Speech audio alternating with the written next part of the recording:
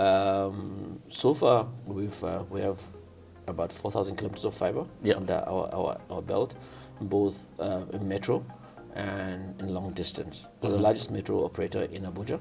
What do you think needs to happen for the African governments to make it easier for people to be digitally connected and embrace digital economy?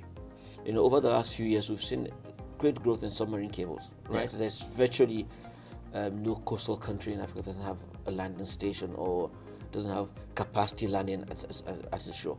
Now in Africa, we want to be Nigeria's premier open access network, right?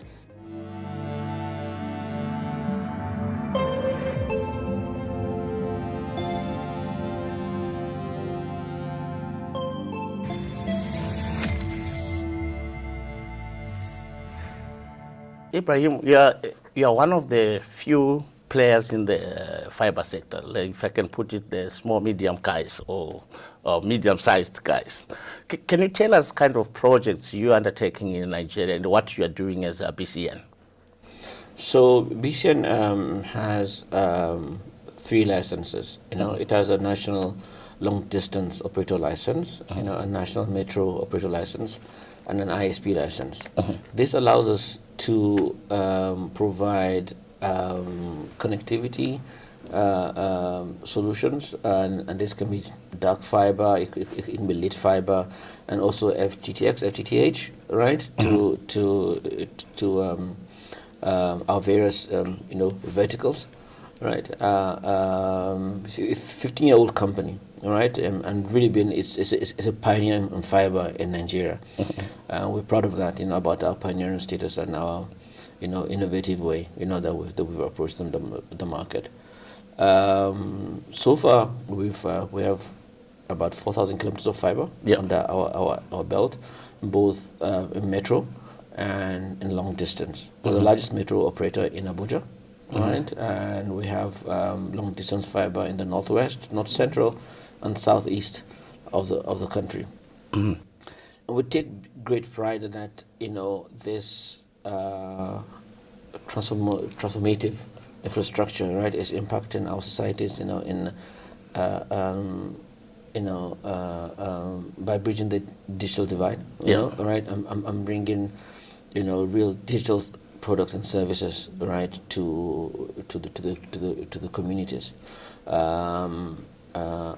We are currently looking to layer a tier 4 data center, right, to our connectivity, right, allowing us to provide a wider range of products and services to our clients, right, and this will give us will become really a digital technology company, with infrastructure that provides both business and connectivity solutions, across our clientele base. Yeah, you are in Africa's largest economy, and you also have some of the biggest companies operating there. Your MTNs, Novacom, Airtel. How are you managing to compete in that kind of space with having such guys with the massive financial muscle? We're not in direct competition with them because they are more of a retail player. They're more a retail wireless player providing, mobile services. We don't provide mobile services, so we're not in the play. But however, we have a great symbiotic relationship because we provide them with a back-end infrastructure to provide their services to people. So some of those people they've mentioned are my clients already, right? So we have a collaborative relationship, right, where we collaborate, in key areas where there's synergy between ourselves. We enable them, all right, in terms of digital infrastructure, right, and they also support us in certain parts of our business. So I think it's more of a collaborative relationship because we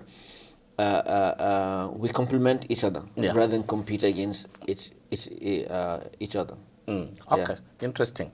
We are here for the Digital Transformation Conference. We're talking how the telecom sector is evolving. In your case, what are some of the challenges that you have encountered to try and make sure that you enhance your operations through digitally? So,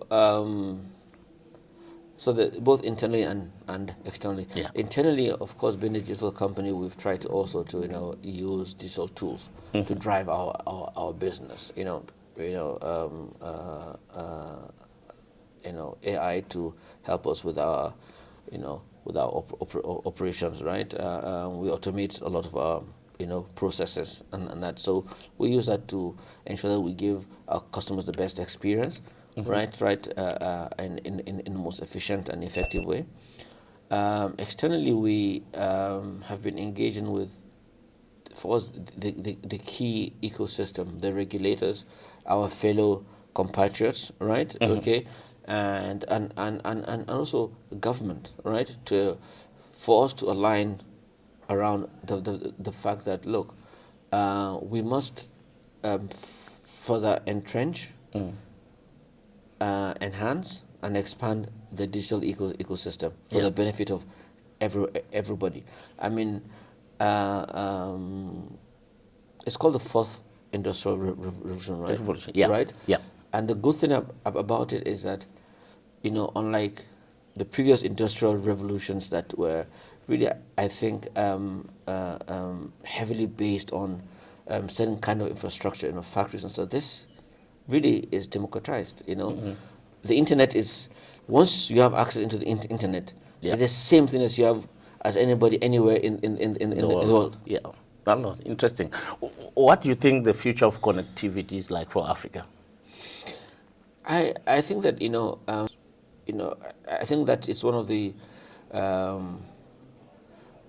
key areas that present significant growth, right?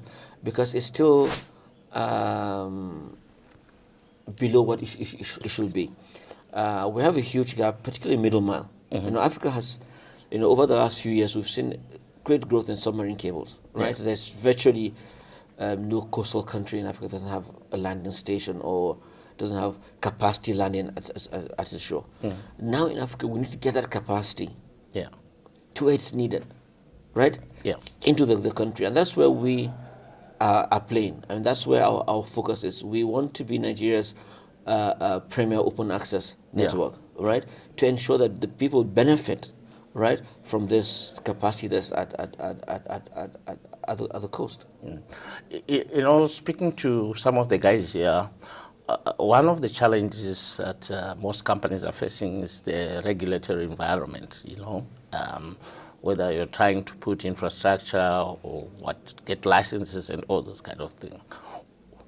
What do you think needs to happen for the African governments to make it easier for people to be digitally connected and embrace digital economy?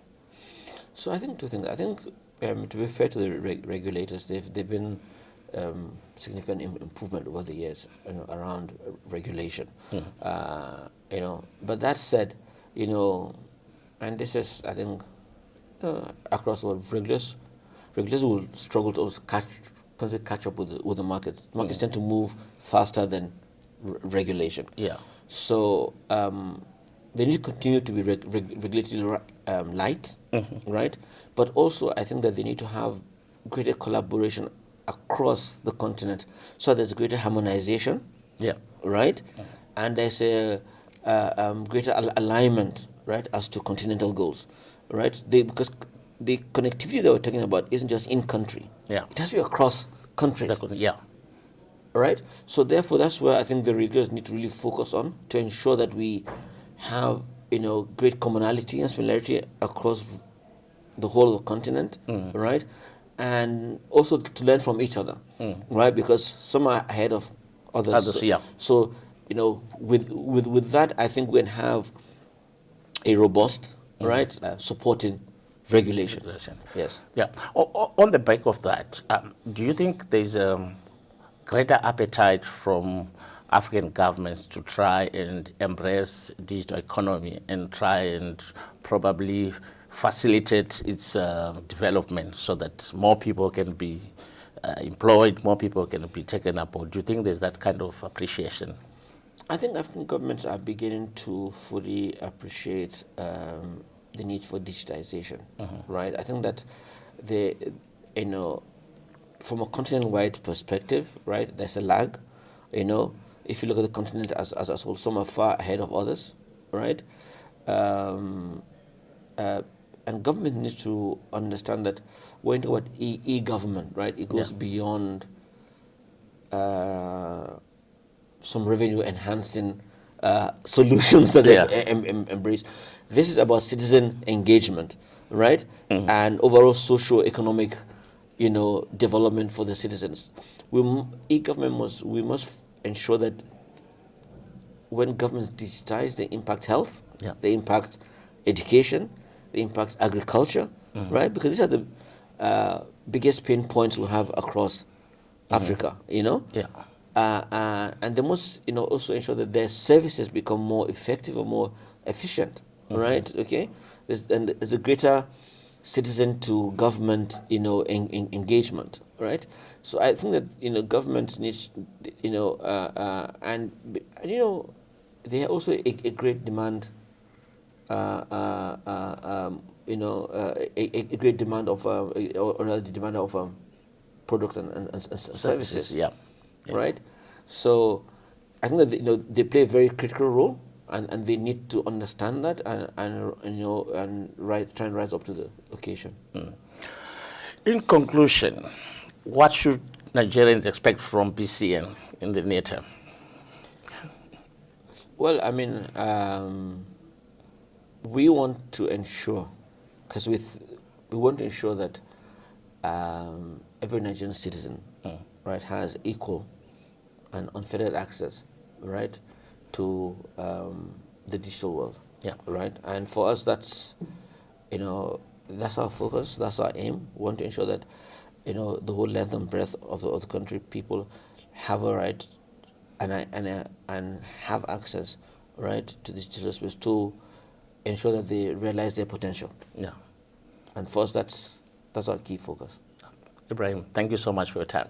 Thank you for having me. Appreciate it. Really appreciate it.